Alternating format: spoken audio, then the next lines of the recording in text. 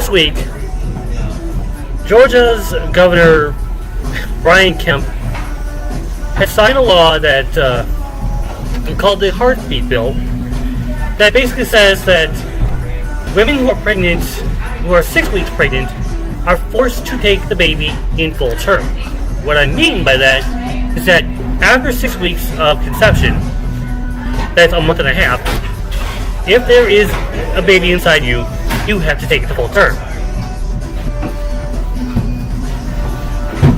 This bill, that doesn't go into effect until next January, is going to restrict very greatly about women's reproductive rights.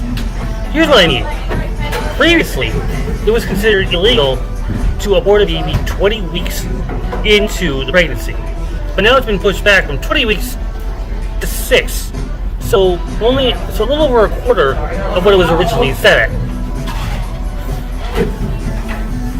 This bill is now being met with huge backlash, especially from Hollywood actors and producers who have actually done films in Georgia on TV shows like The Walking Dead.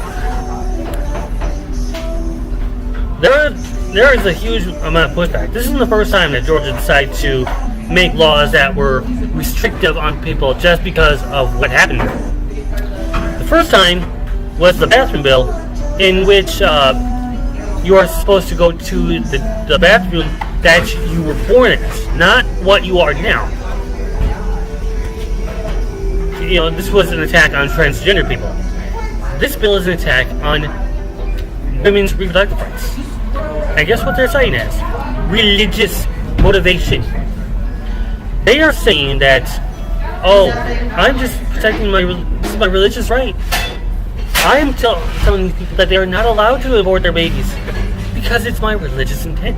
I am protecting these babies based on the 10 Commandments. Thou shalt not kill. That is misguided in so many ways. These people are not Christians, so their religious beliefs are false. Last time I did this, there was an entry in the Bible which actually talks about an abortion. And as a matter of fact, a couple weeks ago, Cenk Uygur and the Young Turks went to C-SPAN, a show on C-SPAN, in which a caller talked about, the slaughter of unborn babies. And he, I don't want to say joyfully, or joyously, but he, without missing a beat, he intently pointed out that there is an entry in the Bible that states that, it is pro-abortion. If a man suspects a woman of cheating and is pregnant, then the pastor would make this potion that she should drink. If she did, she could have a miscarriage. That is in the Bible, if you've read it. But these Christians don't see it that way. They see it as, you have a baby. Take it. You gotta take care of it now. And once it comes up full term, okay, sit down. Now, put it to work. Bootstraps, people. Bootstraps. Now, Georgia is not the first state to do this. There are a few other states, mainly Alabama and Ohio. I'm going to get to Ohio in a little bit. But Alabama and Ohio have much stricter anti-abortion laws than they do Georgia. And this is actually unconstitutional, as it violates the articles of Roe v. Wade, which actually signifies that there is abortion as law. Now, what I mean by that is, by strict gun, is that there is a caveat to Georgia's anti-abortion bill, and that is if the baby is in dire straits. If the baby or the mother is in dire straits, they can abort the baby to save the mother or to save the baby, and therefore the mother can be allowed to have another baby if she chooses. Alabama and Ohio don't have that. They could say that, the mother's having a heart attack. She has to carry it to full term, so we can't touch it. And if she dies, oh no. she has to be put in jail for 30 years. Or the baby dies, she has to be put in jail for 30 years or 10 years to summon. Yeah, it is 30 years. Even though she could die of a heart attack, we have to throw her in jail for 30 years. All because of something outside her boundaries, outside her control. She's thrown in jail for 30 years. Because she couldn't take care of her body. No. There are multiple ways that miscarriages happen. Now, I bring up Ohio. Now, I mentioned Ohio, coming back to that, because there is an article on Chicago Tribune that talks about an 11-year-old girl who has to bear a baby thanks to Ohio's strict anti-abortion laws. She was raped.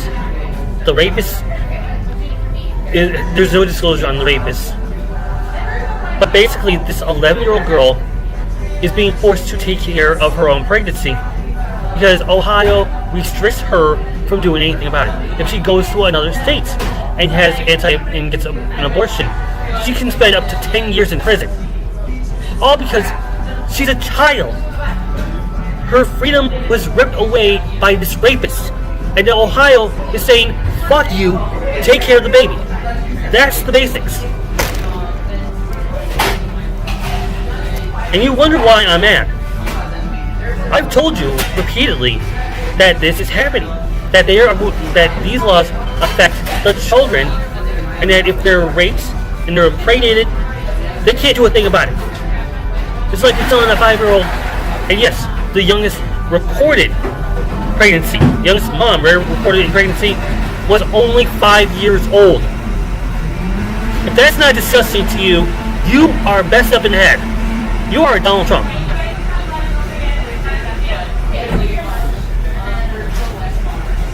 As I mentioned, no. This 11-year-old child has been told to take care of the baby. This 11-year-old child who does not have a job, who does not have a salary, who doesn't have a home except for with her parents, she is told, take care of your baby. As if that wasn't punishment enough for the fact that her freedom was taken away from her. Her innocence taken away from her. You have this government telling this little girl that she has to take care of this child. If that's not barbaric to you, screw you. A lot of people have come out and attacked this bill. This bill is not in effect for another several months, but this bill has been attacked, and a lot of them have come from the left, rightfully so. And one of the main attacks is Alexandria Ocasio-Cortez, who has said that yes, this is like a missed period, 6 weeks. A lot of people have said that this is a barbaric law, but the right don't care. The right says this baby needs to come up. I don't care what happened to you. I don't care that if you were in elementary school and your teacher just put his penis into you. You are taking care of that baby. Now, I've already gotten some anger out of it, but there's also been some humor out of this as well. Now, a lot of people have come out against this bill, like I just said. However, one of the big advocates, it's kind of seem ironic, but one of the big ones happened to come from BBC. Now, there was an interview by Ben Shapiro, and he was on BBC with Andrew Neil. Of course, I'm talking about the British Broadcasting Company. And things went downhill around that. Keep this in mind. Ben Shapiro and Andrew Neil are both conservatives. They're both right-wing. However, Andrew Neil is... I know, it's funny, but Andrew Neil is more objective than Ben Shapiro. In this interview, he talks about the fact that this anti-abortion bill is taking a step back into the Dark Ages. Now, I'm not familiar with the Dark Ages, but basically, what Neil is talking about is the fact that this is against women. And this is also against Judeo-Christian values. Well, actually, no. That's actually not what Neil said. No. Let me correct myself. Andrew Neil wanted to know how this is not taking a step back to the Dark Ages, and Ben Shapiro, the swift tongue that he's got, just it's hard to keep a straight face after being so angry before, and it's like it's hilarious. But what it is that he was blabbering. Ben Shapiro was blabbering almost everything that he could in less time than it takes a person to actually rationalize thoughts. And Andrew Neil's questioning him about, isn't this a setback to the Dark Ages? What is it about your view? What is it that relates to Judeo-Christian values? And Andrew Neil pretty much, I want to say, put him in the hot seat where he's like forced to answer. And Ben Shapiro was like, I'm not answering those questions. I'm not saying a word. I do not respect your questioning. Leave that. We'll just go on to the next question. The back and forth is just hilarious.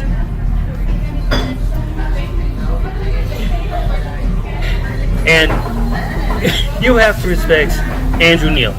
I would love to be interviewed by him if I'm given a chance, and probably explain my views, explain how what I've got to say is different from what Shapiro had to say. I mean, Ben Shapiro had this to say. Actually tweeted this out after this disastrous interview.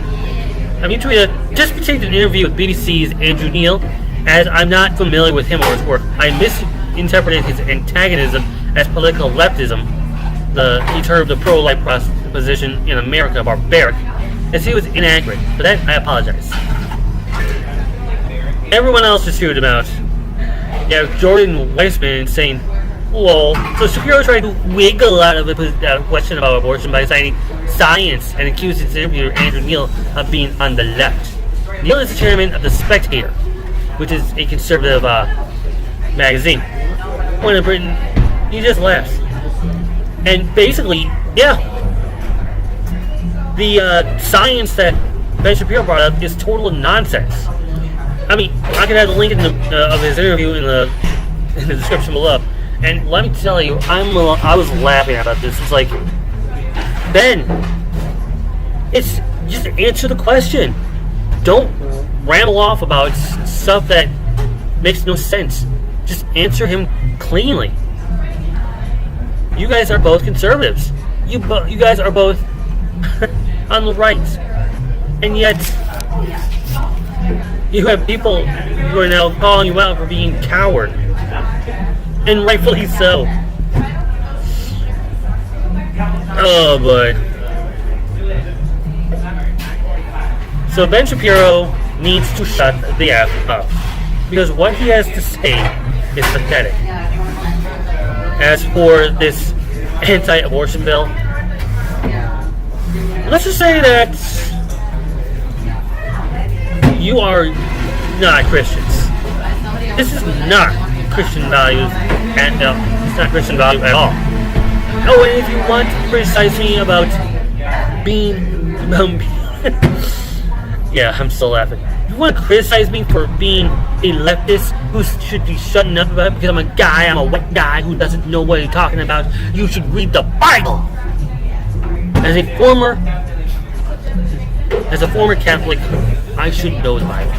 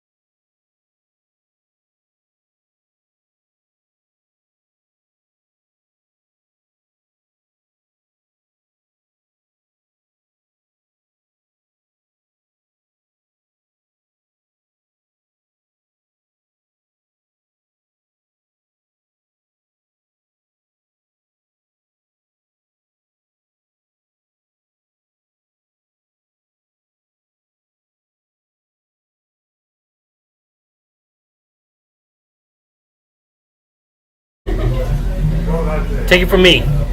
The Bible is pro-abortion.